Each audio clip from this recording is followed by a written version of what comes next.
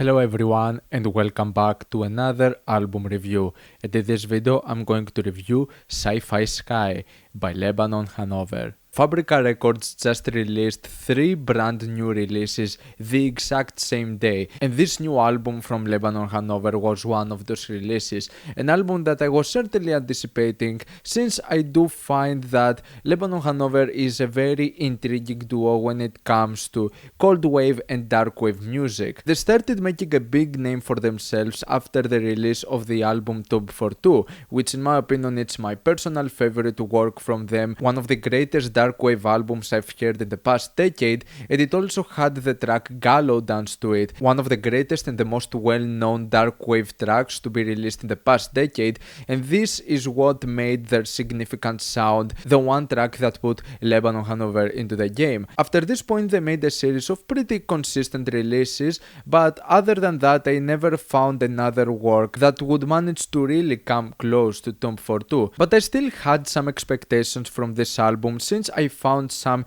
intriguing stuff with the teaser tracks. For example, with the track The Last Thing, I think it's an amazing track. It's one of the most well crafted songs I've heard from Lebanon Hanover in years. The overall atmosphere of this track, the bass, the vocals, everything sounds so well put together. I wouldn't say that much of the same with the track Digital Ocean. It shows a bit of a different direction with some more noisy passages, but overall I don't really think that some of the vocals or some of the overall ideas and performances were that much well complemented altogether. What I can say is the special thing about Sci-Fi Sky is that compared to the previous releases, this is possibly the most intense one they've done. Like, there are some extremely loud scenes towards this thing and some extreme heavily distorted guitars, which is something that was part in some previous albums, but not to that extent. I think that some of the noisier passages actually makes for some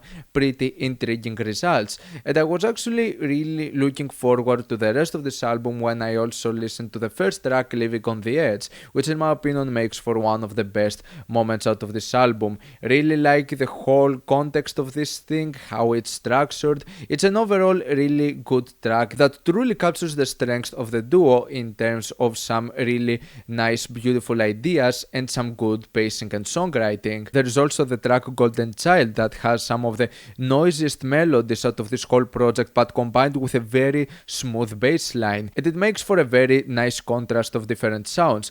Possibly not one of my favorite vocal deliveries, but overall I think that this is another sort of standout moment in this album. The overall first half would mostly consist on some louder and noisier tracks, and then as we go towards the second half we kind of go into a few different directions, as the track listing would just become a bit darker and going into a few different approaches on sound. For example, when we get into the tracks Angel Face and Hard Drag, we don't have this extremely distorted guitar sounds. Instead it mostly goes into an acoustic guitar section, which in my opinion with the track Angel Face it doesn't work at all. I didn't really think all that much about this track in particular when I first listened to it, but the more I listen to it, the more I just find that its whole pacing and the whole sound on this thing would not really have something that complimenting about it. On the other hand, with the track Hard Drag, I think it actually has one of the most memorable and one of the best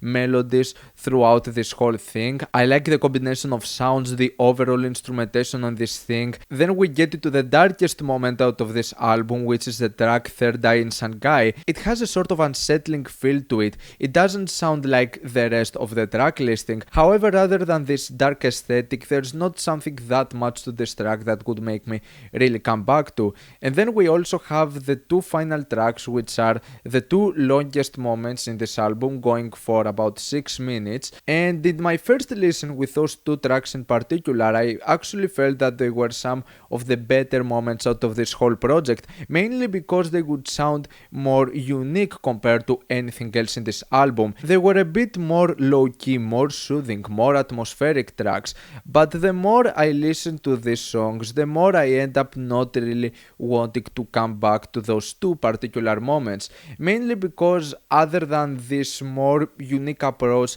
I don't feel like there's something that much more to them. For example, the track Your Pure Soul is so slow in its pacing, like it takes so much time in order to see a progression throughout the sounds, and it doesn't really lead to that much of a satisfying result. I don't find that the overall mixing and the production on this song is really that great. I don't think that the whole instrumentation complements its sound all that greatly, and so I wasn't really that much of a fan of this track.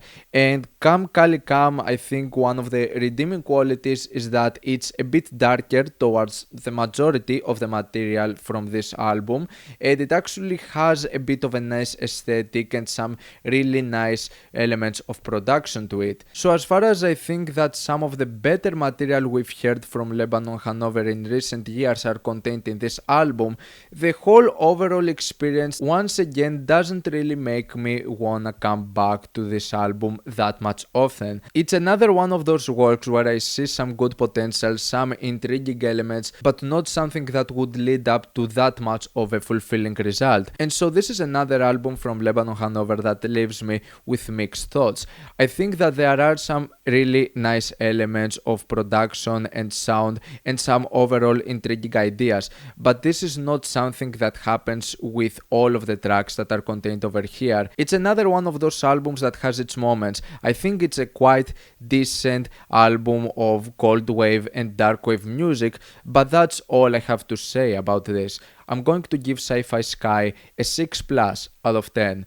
What's your opinion on this album? Like it, dislike it, why, and what do you want me to review next time? Let me know down in the comments. Leave a like if you enjoyed the video, subscribe for more content like this. Thank you for watching, and I'll see you all in the next video.